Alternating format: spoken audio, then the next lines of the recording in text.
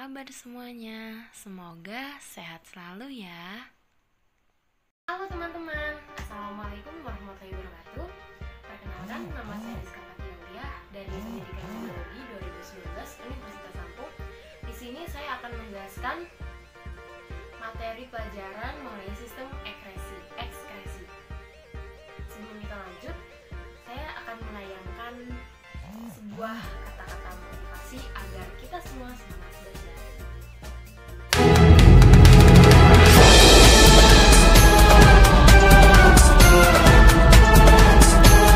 Itu singkat video yang saya tampilkan agar kita semua semangat untuk belajar dan menjadi seorang yang berguna di masa depan. Selanjutnya, saya akan menjelaskan mengenai materi sistem ekskresi kepada kalian semua. Sebenarnya apa sih sistem ekskresi itu? Jadi, sistem ekskresi adalah sebuah proses pengeluaran zat-zat sisa metabolisme yang sudah tidak diperlukan lagi oleh tubuh manusia. Jadi, semua zat-zat sisa itu akan dikeluarkan dengan sendirinya oleh tubuh kita. Jadi, zat-zat yang harus dikeluarkan dari tubuh kita ini ada urin, urea, keringat, dan senyawa lainnya yang bersifat toksik atau racun. Jadi mereka semua itu harus dikeluarkan dalam tubuh kita, karena jika tidak dikeluarkan maka dia akan menumpuk dan menyebabkan kerusakan pada sebagian organ tubuh kita. Nah, ngomong-ngomong soal sistem ekskresi, sebenarnya organ apa aja sih yang berperan penting dalam tubuh manusia? Oke, jadi organ-organnya itu ada ginjal, kulit, paru-paru, dan juga hati. Nah, dari keempat organ tersebut, fungsi dan cara kerjanya pun berbeda-beda dan hasilnya pun berbeda, tidak sama. Seperti contohnya ginjal. Ginjal hasil akhirnya adalah urin. Kulit, air keringat, paru-paru, karbon dioksida. Sedangkan hati, ia akan mengeluarkan mineral urea. Untuk mengetahui lebih jauh bagaimana keempat organ ini dapat menunaikan sistem ekskresi, yuk kita simak lanjutannya. Pertama ada ginjal. Ginjal adalah organ pertama sistem ekskresi pada tubuh manusia. Bentuknya seperti kacang dan jumlahnya ada 2, sebelah kanan dan kiri tulang belakang. Tepatnya di bawah hati dan limpa tubuh manusia. Biasanya ginjal orang dewasa dan ginjal anak-anak itu berbeda. Seperti ginjal orang dewasa memiliki panjang sekitar 11 cm.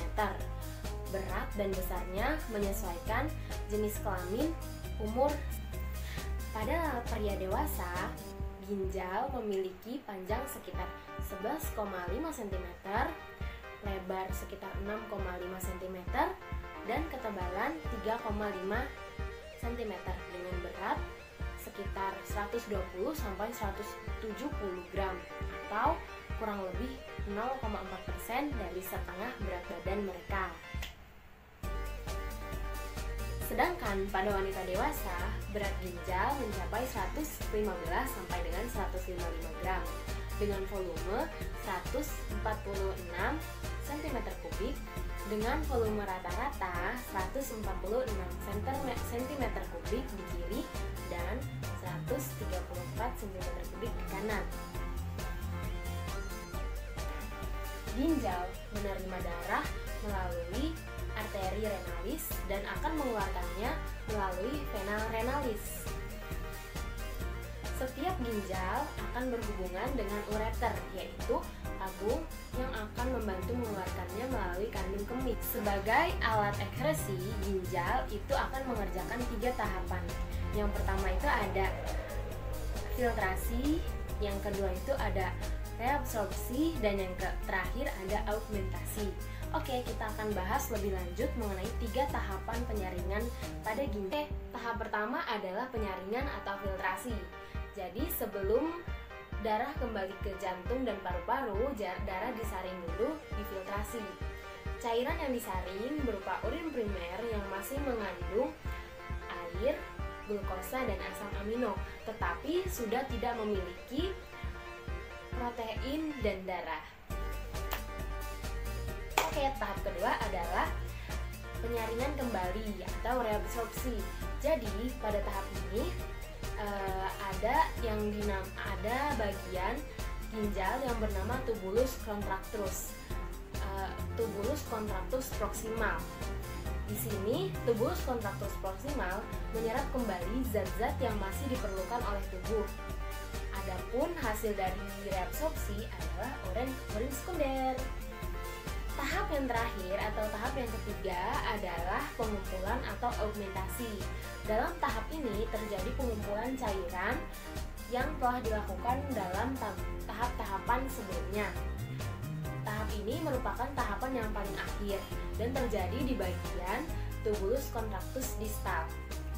Dari cairan yang dihasilkan oleh tahap ini adalah cairan urin sesungguhnya yang akan dikeluarkan nantinya. Alat ekskresi yang kedua adalah kulit. Kulit adalah lapisan jaringan pelindung paling luar pada manusia yang terdapat di permukaan tubuh.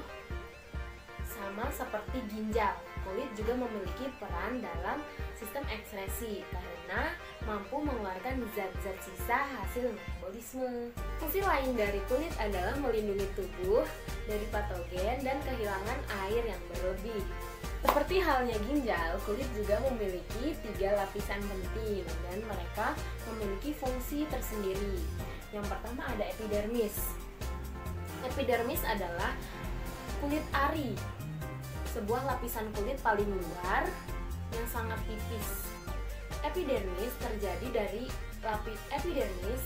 dari lapisan tanduk dan lapisan Malpighi. Lapisan tanduk adalah sebuah sel mati yang mudah dikelupas dan tidak mengandung pembuluh darah serta serabut saraf. Pada lapisan ini tidak dapat mengeluarkan darah pada saat mengelupas.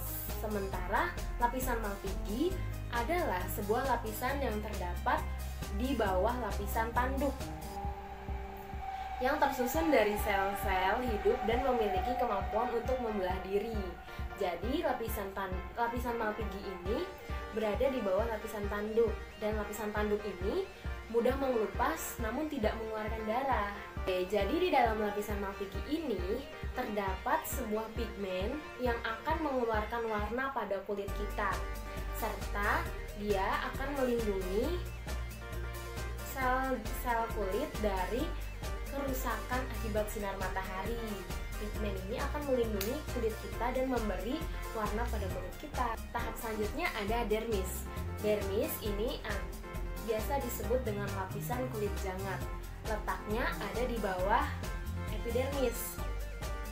Lapisan ini lebih tebal daripada lapisan epidermis dan terdiri dari beberapa jaringan, termasuk pembuluh kapiler yang berfungsi untuk menyampaikan nutrisi kepada lapisan kulit di bawah lapisan akar. Pada lapisan akar rambut, menyampaikan nutrisi pada lapisan akar rambut, dan sel kelenjar keringat yang bertugas untuk menghasilkan keringat, kelenjar minyak yang akan menghasilkan minyak agar kulit dan rambut tidak kering, pembuluh darah untuk mengeluarkan darah ke seluruh sel atau jaringan, ujung-ujung syaraf yang meliputi ujung saraf peraba, rasa nyeri, rasa sakit, dan rasa sentuhan, serta kantong rambut yang menjadi tempat akar, batang, dan kelenjar minyak tersebut. Yang terakhir adalah lapisan bawah kulit, antara jaringan ikat dan di bawah kulit dermis. Nah, antara dermis dan lapisan bawah kulit ini dibatasi oleh sel lemak. Dan lemak ini berfungsi untuk melindungi tubuh dari benturan sebagai sumber energi dan penahan suhu tubuh. Jadi lemak ini sebagai salah satunya sebagai sumber energi bagi kita semua dan juga penahan. Organ ekskresi selanjutnya adalah paru-paru. Di dalam tubuh manusia memiliki 2 paru-paru, yaitu paru-paru kanan dan paru-paru kiri. Paru-paru kanan biasanya lebih besar dibandingkan paru-paru kiri karena paru-paru kiri letaknya dekat dekat dengan jantung sehingga ia akan lebih kecil. Selain berhubungan dengan sistem pernapasan respirasi dan berhubungan dengan sistem peredaran darah sirkulasi, paru-paru juga berperan dalam sistem ekskresi, yaitu fungsinya adalah mengeluarkan gas-gas yang sudah tidak diperlukan lagi oleh tubuh seperti CO2 atau karbon dioksida dalam pernapasan. Yang keempat atau yang terakhir, organ ekskresi yaitu adalah hati. Hati merupakan kelenjar terbesar di dalam tubuh, terletak di dalam rongga perut sebelah kanan, tepatnya di bawah diafragma. Berdasarkan fungsinya, hati juga berperan dalam sistem ekskresi. Ini dikarenakan hati juga membantu proses fungsi ginjal dalam memecah beberapa senyawa yang bersifat racun atau toksik dan menghasilkan amonia, urea, dan asam urat dengan memanfaatkan nitrogen dari asam amino. Proses pemecahan senyawa racun oleh hati disebut proses detoksifikasi. Jadi sekian materi yang dapat saya sampaikan mengenai sistem ekskresi. Semoga bermanfaat untuk teman-teman semua. Kurang lebihnya saya mohon maaf. Saya undur diri. Bye-bye. Assalamualaikum warahmatullahi wabarakatuh.